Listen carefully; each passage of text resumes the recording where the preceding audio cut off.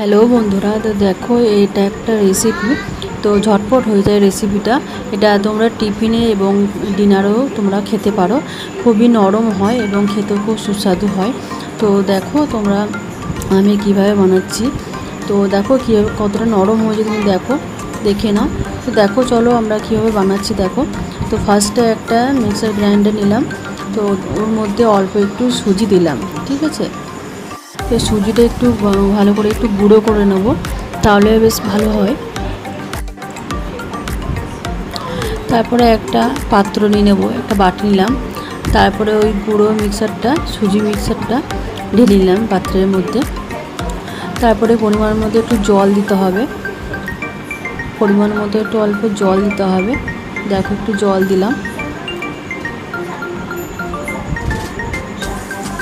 জল দিয়ে ভালো করে একটু গুলিয়ে নিতে হবে, একটু মিক্স করে নিতে হবে।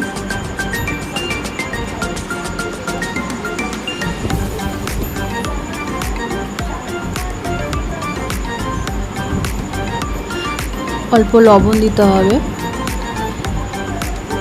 অল্প লবণ দিয়ে মিক্স করতে হবে। তারপর কিছুক্ষণ ঢাকা দিয়ে 10 মিনিটের মতো ঢাকা দিয়ে রেখে দিতে হবে। তারপর করতে হবে ময়দা মিক্স, অল্প ময়দা দিতে হবে, পরিমাণ মতো ময়দা দেবেন আপনারা। দেখবেন ব্যাটারটা যেন খুব পাতলাও না হয়, খুব মোটাও না হয়, মিডিয়াম যেন হয়। আর তারপর দেখুন আমি অল্প গাজর গ্রেট করে রেখেছিলাম।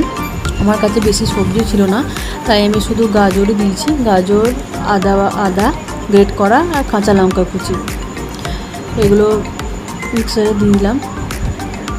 এগুলো দিয়ে দিলাম। দেখুন কাঁচা লঙ্কাটা আপনারা নাও দিতে পারেন, যদি বাচ্চাদের ক্ষেত্রেও যদি হয় তাহলে কাঁচা লঙ্কাটা অল্প দিতে পারেন। তো সবগুলো একসঙ্গে আমি মিক্স করে নেব, ভালো করে একটু মিক্স করে নেব সবগুলো একসঙ্গে। তারপরে দিয়ে দেবো ম্যাগি মশলা। এই যে ম্যাগি মশলাটা আছে, এটার জন্য খুব সুন্দর টেস্ট আসে। তো হয়ে গেল মিক্স করা। তারপরে আমি নিয়ে নেবো একটা ফ্রাই প্যান গরম হওয়ার পর দেবো অল্প তেল। তেলটা একটু কমই দেবেন, আমার একটু বেশি হয়ে গিয়েছিলো, একটু কম তেল দেবেন। তেল বেশি লাগে না, অল্পই তেল লাগে এটা। তো তেল গরম হয়ে গেলে দিয়ে দেবেন, রুটির মতো একটু আকার দেবেন।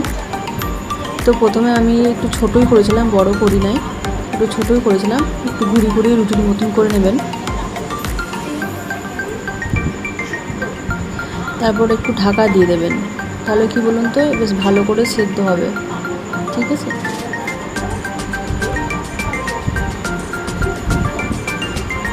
ঢাকা দিয়ে কিছুক্ষণ রেখে দেবেন। দেখবেন যে হালকা হালকা চারপাশগুলো দেখবে হালকা হালকা একটু ভাজা ভাজা করা হয়ে গেছে, শুকনো শুকনো করা হয়ে গেছে। তো দেখবেন অটোমেটিক উঠে যাবে, বেশি চিটিয়ে যাবে না।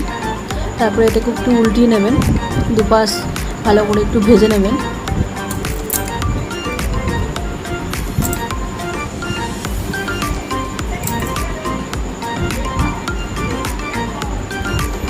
দেখুন দুপাশ মোটামুটি আমার ভাজা হয়ে গেছে।